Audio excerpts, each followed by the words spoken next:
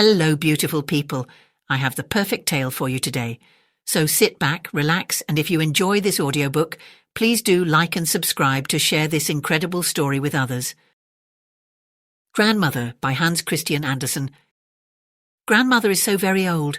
She has so many wrinkles, and her hair is completely white, but her eyes shine just like two stars.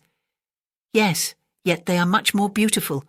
They are so gentle, so wonderful to look into.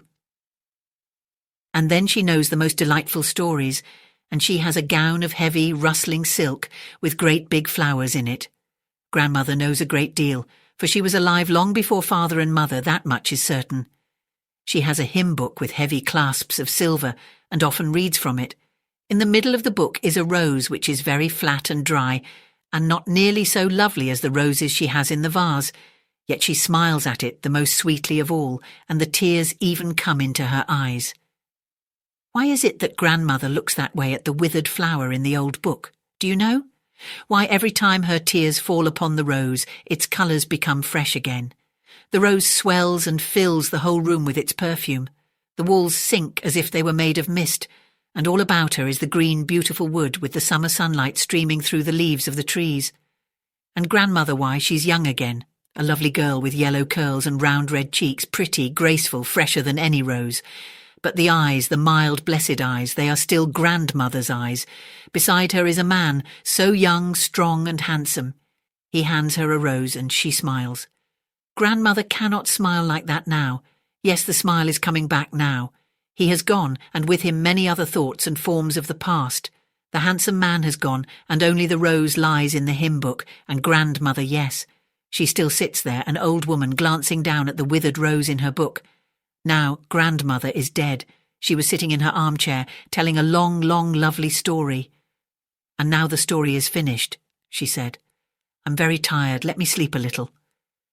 And then she leaned back, breathed gently, and slept. But it became quieter and quieter as her face became full of happiness and peace. It was as if the sunshine spread over her features, and then they said she was dead. She was laid in the black coffin and lay shrouded in folds of white linen, looking so beautiful, though her eyes were closed. All the wrinkles were gone, and there was a smile on her lips. Her hair was so silvery and so venerable, and one wasn't at all afraid to look at the corpse, for it was sweet, dear, good grandmother.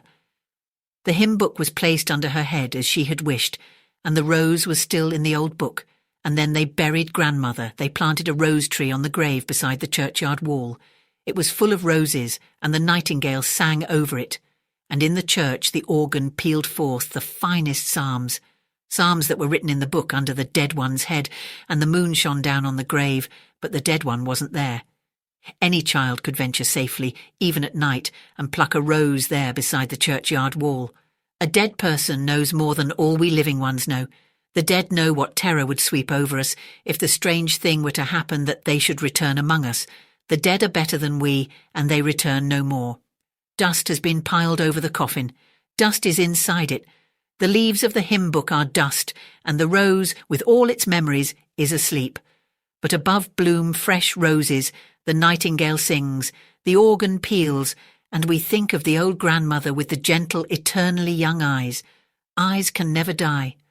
Ours will sometime behold grandmother again, as young and beautiful as when for the first time she kissed the fresh red rose which is now dust in her grave.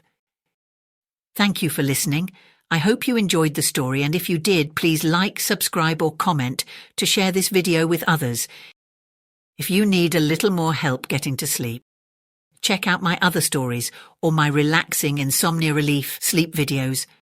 I hope you have sweet dreams, and don't forget to come back soon for another terrific tale.